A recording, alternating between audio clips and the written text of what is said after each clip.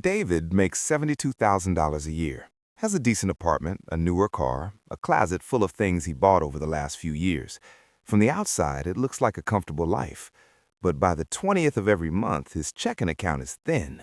He's not sure exactly where it goes. He's not spending recklessly. There's no single obvious leak.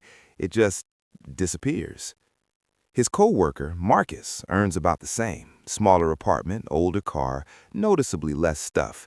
And yet Marcus maxes out his Roth IRA every year, has 6 months of expenses sitting in a high-yield savings account, and doesn't think twice about an unexpected $800 bill.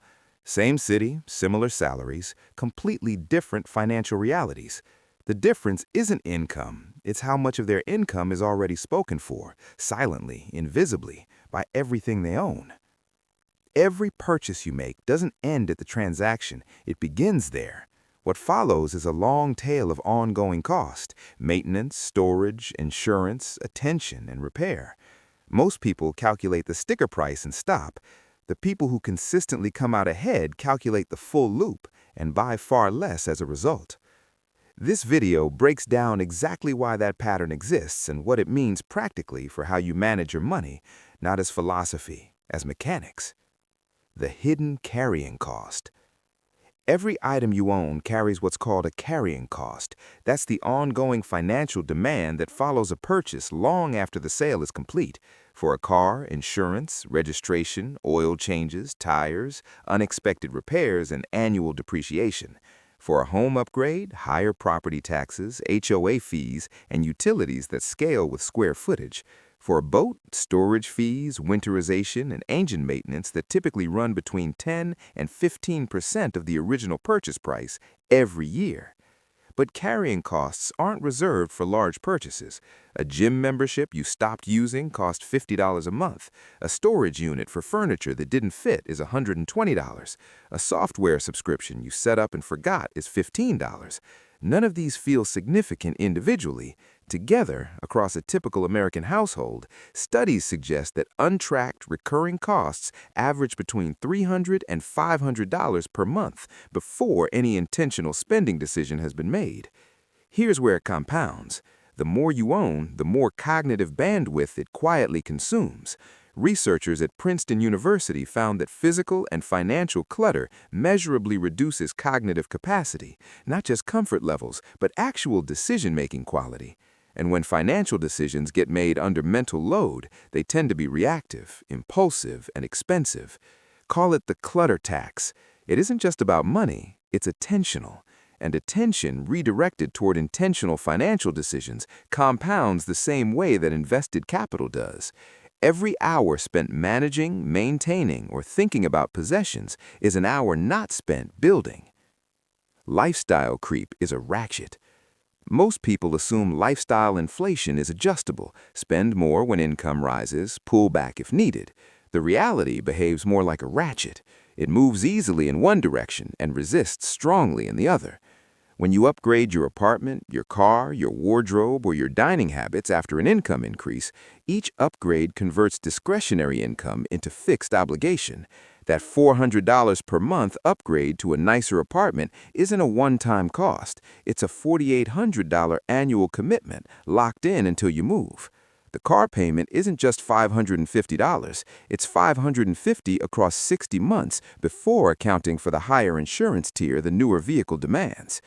What people with fewer possessions tend to have is a lower fixed obligation floor.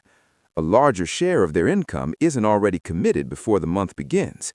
That gap between income and fixed monthly costs is where saving starts, where investing begins, and where financial resilience actually lives.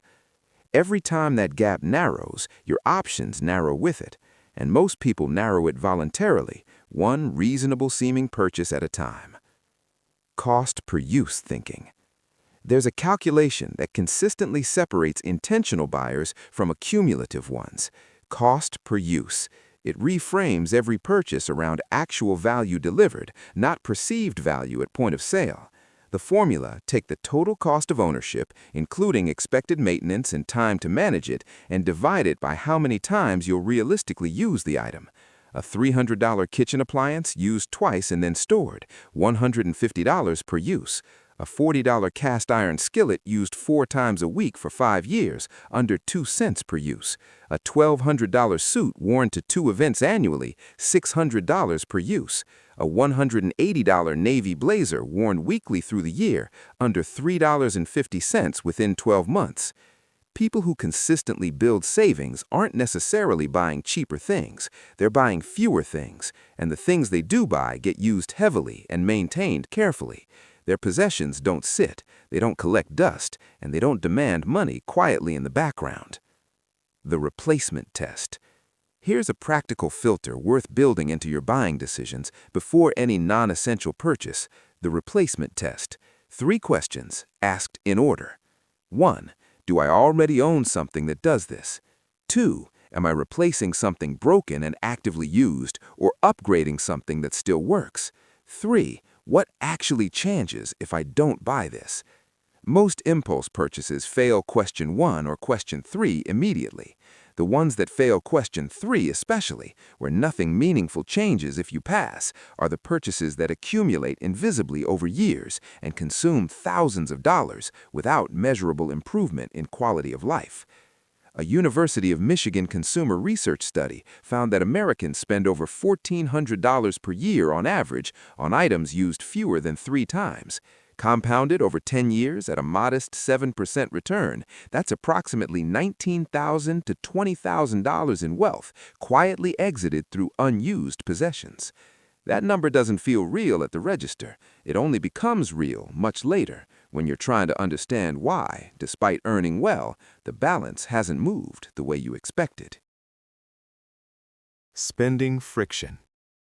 One of the most underrated mechanisms for financial stability isn't a stricter budget, it's friction, the deliberate placement of small obstacles between yourself and unplanned purchases. This can look like a 48-hour wait rule before any non-essential purchase above $75. It can mean removing saved payment credentials from retail sites, so every transaction requires re-entering card details manually. It can mean maintaining a short wish list where items sit for 30 days before purchase, then reviewing how many you still want when the window closes. The design logic here is important. Frictionless purchasing is not a neutral experience. It is an environment engineered to extract money quickly before the impulse fades. Friction reverses that. It introduces time between desire and transaction, and in that time, a significant percentage of purchases simply dissolve. Consider someone who sets a simple rule.